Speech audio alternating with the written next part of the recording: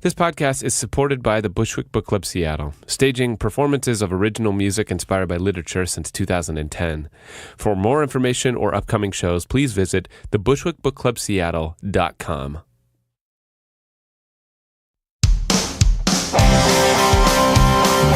Hey everybody, and this is Deconstructed, a bonus series of episodes for Stories to Write Songs About. My name is Tom. This is a deep dive look into the writing and recording process for each of the songs from the first season. And this is episode 3, talking about Wandering One.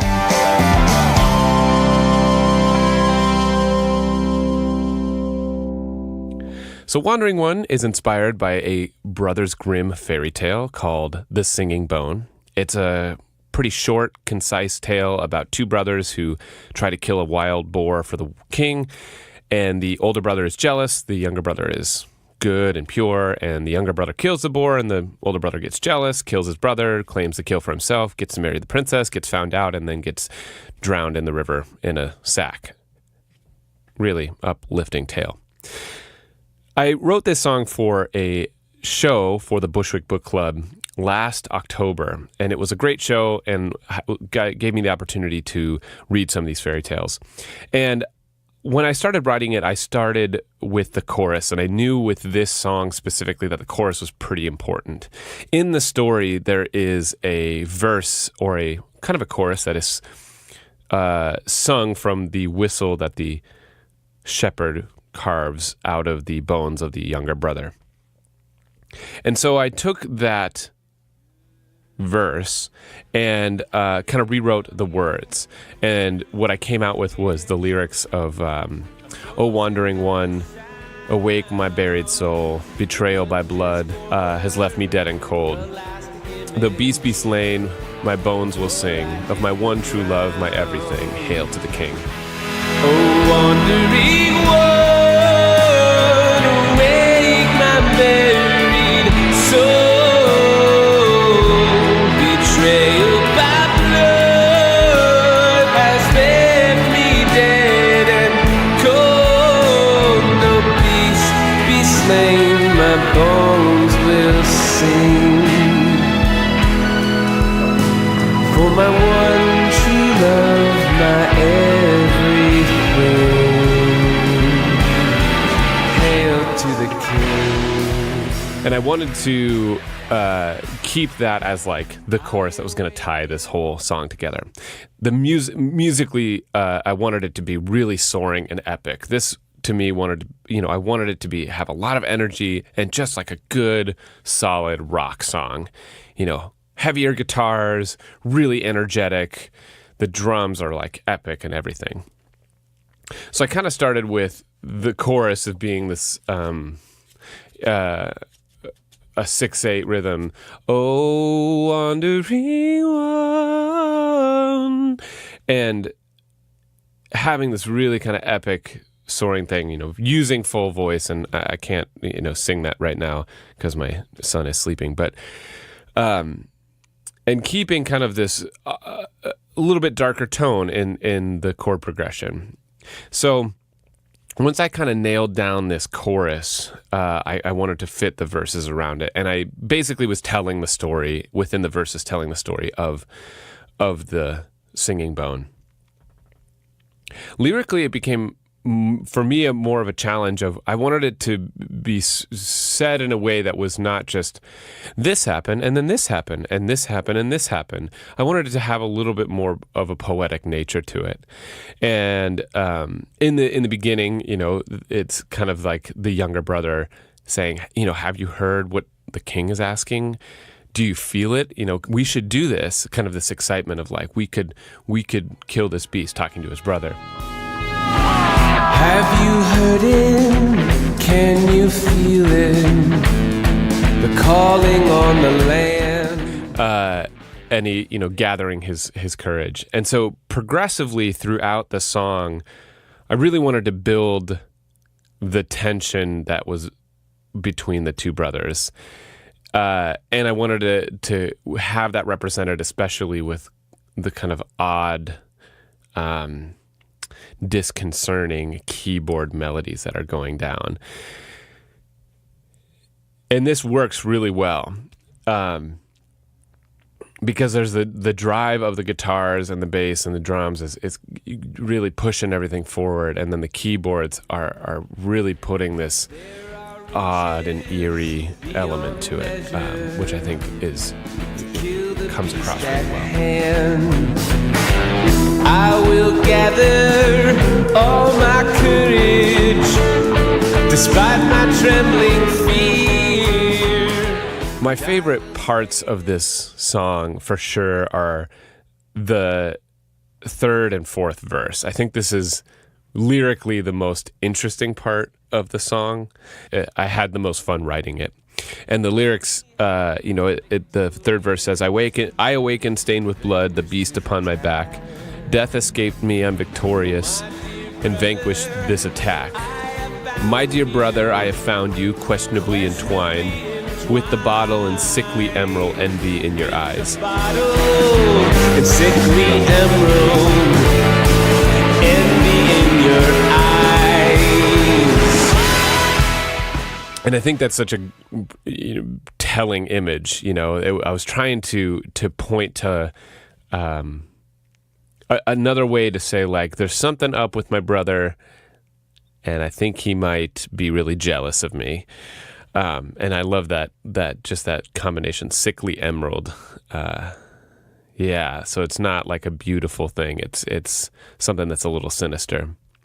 And then the fourth verse has a really great break. Leading up to it, it's kind of getting really intense. The guitars are kind of getting a little crazier. There's a little bit more effects going on, and then it cuts kind of really abruptly. And the line is, blood makes thicker the sting of anguish, betrayal within your veins. Jealous hatred possessed your body, and you buried my remains. I will sing out from the shadows the truth in my decay. Shameful secrets excavated will put you in your grave. And it's telling the story of what's been going on. And, ultimately, I think this song has a epic rock drive to it, but really it's telling this story in a different way. I kept the choruses lyrically speaking the same in each because I wanted to have that tie, that it's a kind of a redraft of the original writing about what is said when the shepherd plays his whistle that he made from the bone of the younger brother. So I think it ties the whole story kind of together. So in recording the song, it was very much approached in kind of in a more traditional sense. So I made a scratch track with my guitar and scratch vocals, and then brought that to my drummer. And we spent an afternoon recording a lot of these songs, and we had been working on the song as a band anyway. So we had him. I had him play through it, and then I ended up actually recording my guitar with him, so we could have that kind of same energy. And so we set up a full mic setup on the drums this time. So we had mics on, 2 overhead mics with my Bluebird microphones, and I did actually just SM58s with the caps screwed off on each of the toms, and those actually sounded pretty decent. We were in a garage. This isn't super high quality stuff. And then we used the RE20 and a condenser mic a little back from the kick drum, and we also had a Telefunken M80 on the snare, actually. So the toms had 58s on them, and the snare had the M80. And we did one room mic way over in the corner of the room, and it actually added this kind of nice mid-range sound, because we were in a garage, we were in kind of the practice space, and because the song has that kind of garage band kind of feel to it, this really driven rock music, that it kind of added a nice little mid-range on the drums.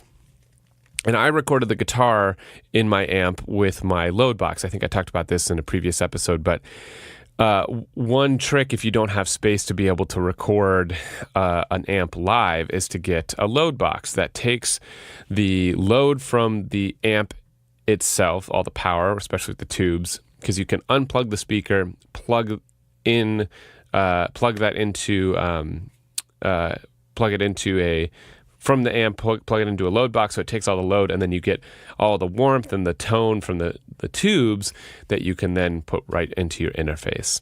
So I did that. So it was completely silent in the room and was able to record the guitar part with my drummer, William. And I think it helped keep the energy up and keep the intensity up.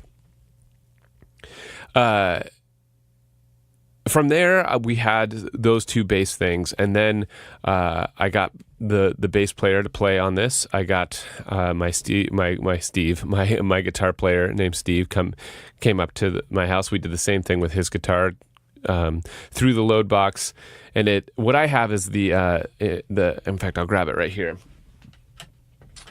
It's the Mesa Engineering Cab Clone, and it has couple different settings on it, and I used it with the open back setting. I feel like that had kind of the most open tone, a little bit more of the high range in it. Didn't feel like it was too muddy.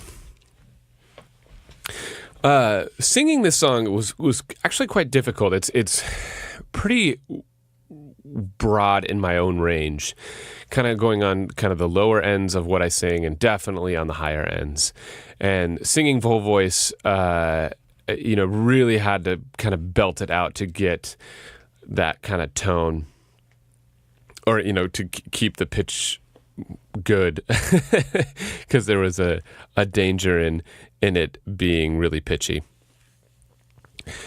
So once I got all the layers, I started mixing it. And one thing that I was trying really hard to do is to not overwhelm the listener. And I think in listening to the episode again, I think I overdid it a little bit. I think I had it wasn't quite as balanced, as a little harsh. I think I could have spent a little bit more time mixing the guitars a little bit better.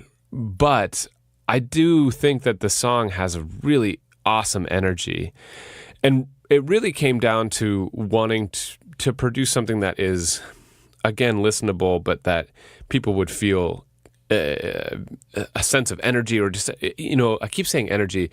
It's not really energy, but just sometimes when I listen to music, I get really pumped, and I wanted to write a song that had that same type of feeling, where someone could listen to it in the car and just be like, yeah, this is awesome. And that's what I was really trying to go for. I think the band really carries this tune, more than the songwriting and my vocals necessarily. But they really killed it. So once I had Steve once I had, all that, we then added the keyboard parts, and altogether, I think it's a well-arranged piece of music. Like so many of my songs that I write, they would not be possible, or they would not have the form they do without the input of my band. And so, again, this is a song that was pretty straightforward when we started working on it as a band, but everyone had input and brought their voice into this tune. And I think it's very evident in each of the elements. And I think Steve's guitar part, especially in the fourth verse, where it says, "Blood makes thicker the sting of anguish, betrayal within your veins." And then when it says, "I will sing out from the shadow the truth in my decay," he does this bow do do do. And that, I think, is an excellent part, and I would have never come up with that on my own. And Alex's, my keyboard player's, his just weird guitar or weird keyboard part that was in the background, especially each time that the verse kind of builds on it, and when you encounter the brother, that there is this very odd element to it. There's no way that I could have come up with that on my own. So I say all this just to emphasize that I have a deep appreciation for the collaboration that I've had with my bandmates. And I think it goes to say, this is a total side note topic, but I think there are musicians and there are artists out there that want to do the Lone Ranger deal. They want to be the solo performer. They want to have control over every element. And ultimately, if you can make it work, that's great. But in my experience as a songwriter and as an artist, there's been so much more fruit that has come from collaboration. So if you're listening to this, if you're a musician, get out there and meet other musicians and collaborate. Bounce ideas off of each other. Try to get people to put input, to put something that you might not even think of, to put a spin on your creation that would help it grow into something else. I think it's so important, especially in music, to have open hands with what you're doing. My experience with my band is definitely has definitely empowered me and has invigorated me as an artist. So, all that being said, Wandering One overall, I think, was a really fun song to make. I wanted to prove that I could write a rock song and to produce a rock song, and I think I did that. I think I accomplished that goal. So thanks for listening.